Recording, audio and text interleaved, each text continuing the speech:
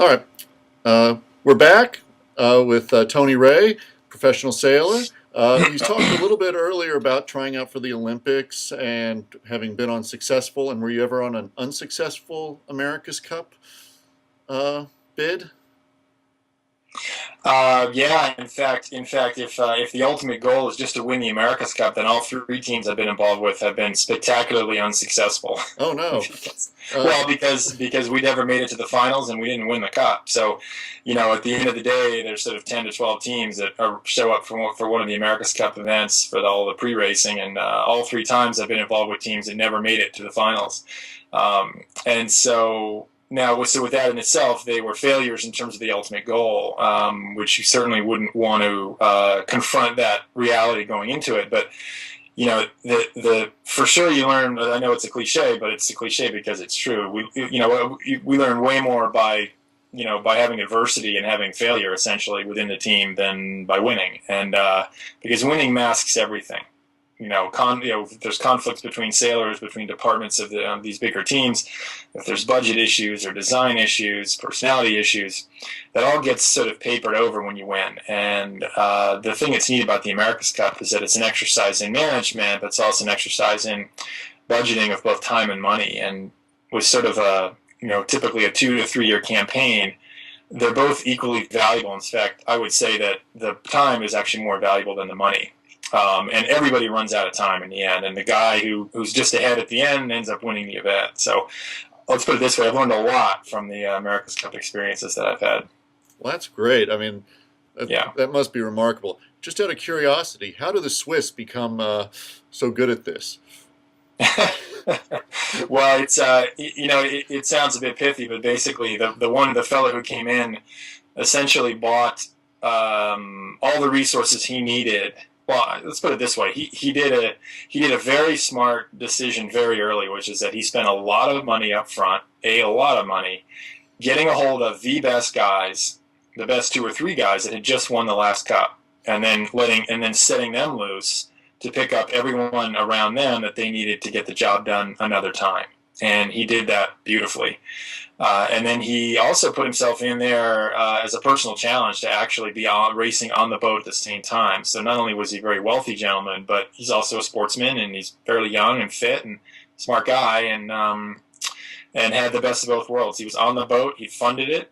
He brought in a few sponsors to sort of offset the cost, but he basically brought in the best guys from New Zealand, who were all from New Zealand at the time, and set them loose with an enormous budget, and they just crushed it. And so in the press, it looks like it was a Swiss team. I think there might have been one other Swiss guy on a crew of 16 people, 17 people. So it's sort of Swiss in name only. So that was the Alinghi. Is that the name of Yeah, that group? yeah, and they did a masterful job. They were better in every way in that the 2003 America's Cup, the first one that they won. They were absolutely dominant because they brought in basically most of the entire brain trust of the team that won before for New Zealand. Excellent. Well, in your personal experience, you mentioned the management and the logistics and how important it is to get to the race, essentially being ready to win, it sounds like, and the time management element of this. In your personal experience, as I read through some of your blogs, it sounds like you're one of the world's experts in sailing in relatively light winds. I noticed that you talk about how to manage that feature of racing. How does that play into what we see in managers' lives in other industries where You're a little bit broken up, Eric. oh, I'm trying to get a clearer picture of your question. You're asking about managing the people on the team. yes, especially in trying conditions where there's not a lot of power by wind and other things, so you're having to do a lot of maneuvering and those sorts of actions. How do you do that?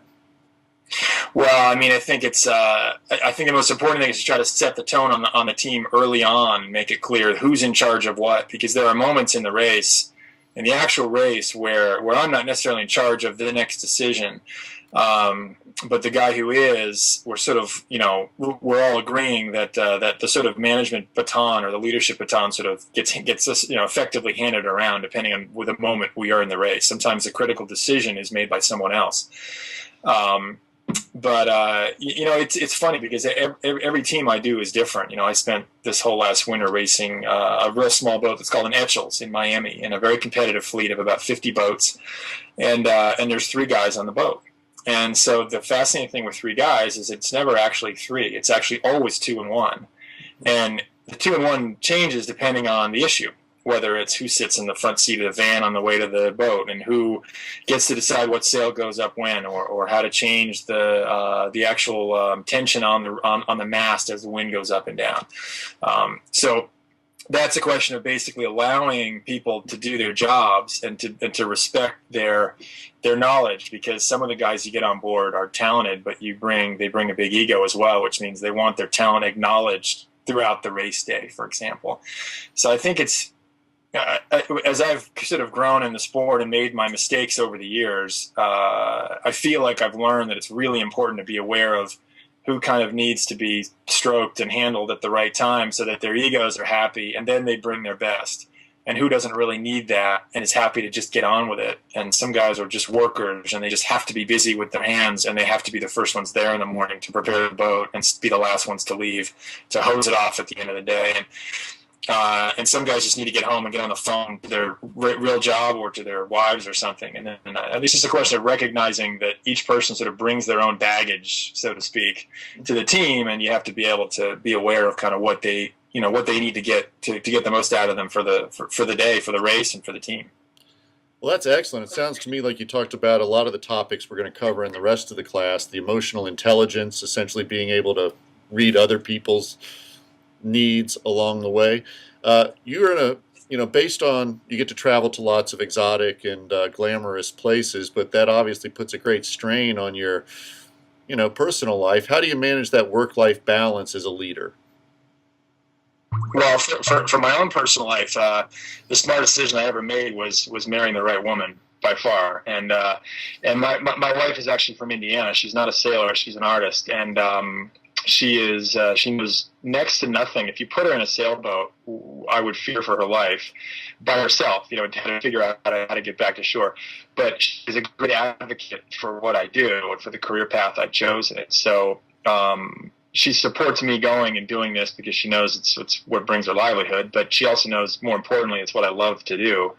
And that's been the secret for us, for our family, at least on the personal side. And so, because of that, I think I recognize that it's important to have guys on the team, guys and girls on the different teams that I sail, that are able to balance their schedules. And if someone's taking on too much work and too much travel just for the money, for example, then that's just not healthy for anybody who he's around. So, it's for sure the travel's tough. I mean, it's also kind of funny because, most of the races I do are in pretty nice places. And, that's just sort of part of it. There are certainly aspects of the races that I just don't, I tell my wife absolutely everything, but sometimes you just need to share. I'm more interested to hear the details about the kids' day than I am about telling her about another dinner I went to or whatever. And but for me, what's important is that the team has success and my client has success.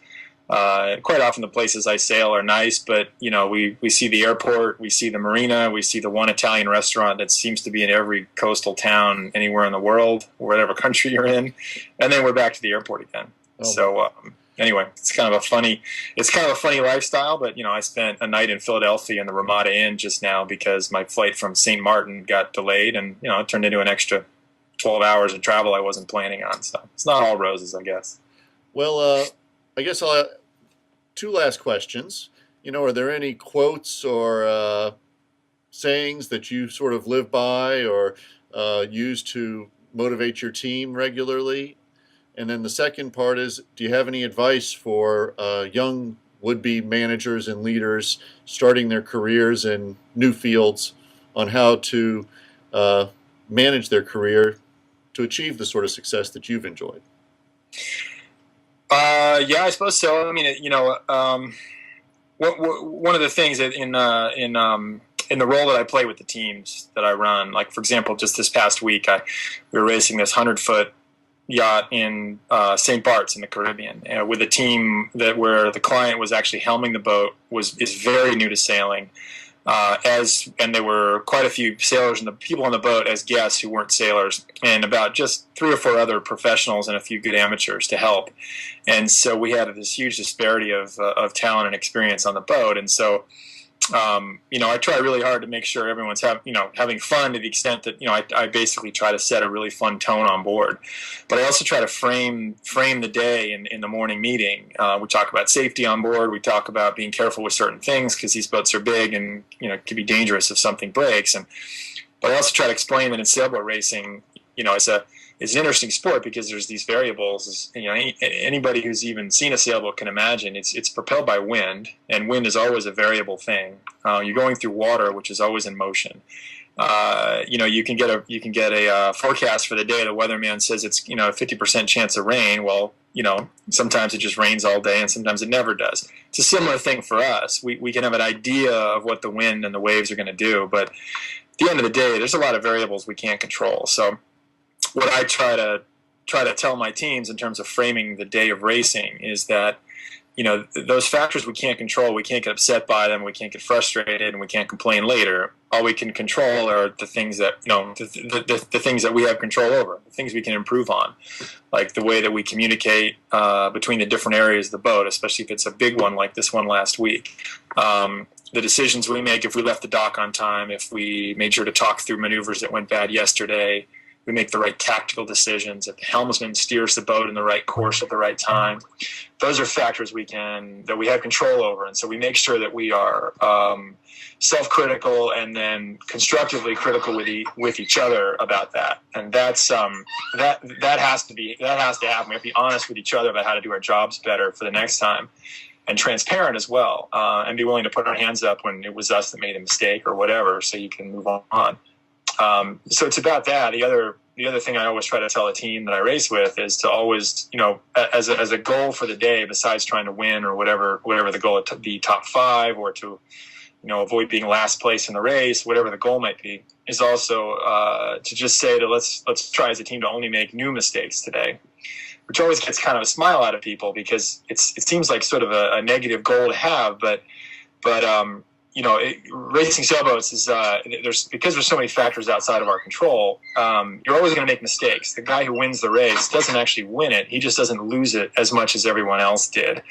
In the sense that there's no perfect way to get around a race course because the wind's always changing, the boat speed changes, and the factors that happen outside your control. So when I say let's try to make new mistakes, it's meaning that we're going to make mistakes today.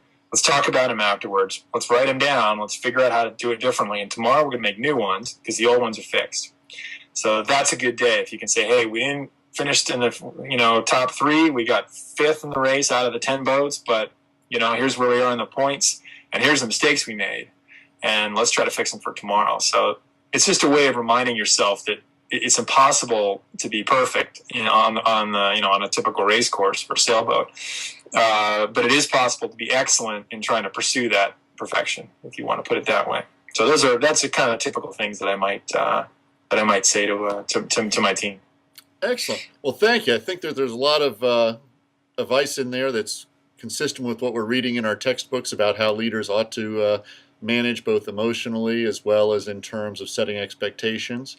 And I think that that'll be very, very helpful for many people. And I think your personal experience is really remarkable, and I think that that's the sort of thing that many of us ought to aspire to. I know I do. You've got a enviable lifestyle, I would say. I guess the last question is, can you give us the technical details on how to do the Sambuca? No, I won't. I'm afraid that might be a long description. That's a fun. And it's a difficult maneuver to explain if I'd have to start with the basics of sailing first. I will say one thing, Eric, that, for whatever reason, call it dumb luck or my dad happened to get me into the sport that I did as a kid that I love. But, I'm fortunate that I was able to turn what I love to do into my profession. And, anybody who has a chance to just pursue what it is they love to do, then there's going to be hurdles along the way. But, and you may have a total failure, but at least you're having fun while you're doing it. At the end of the day, that's about all we can expect. Well, excellent. Again, I want to thank you, and I hope that we can continue this conversation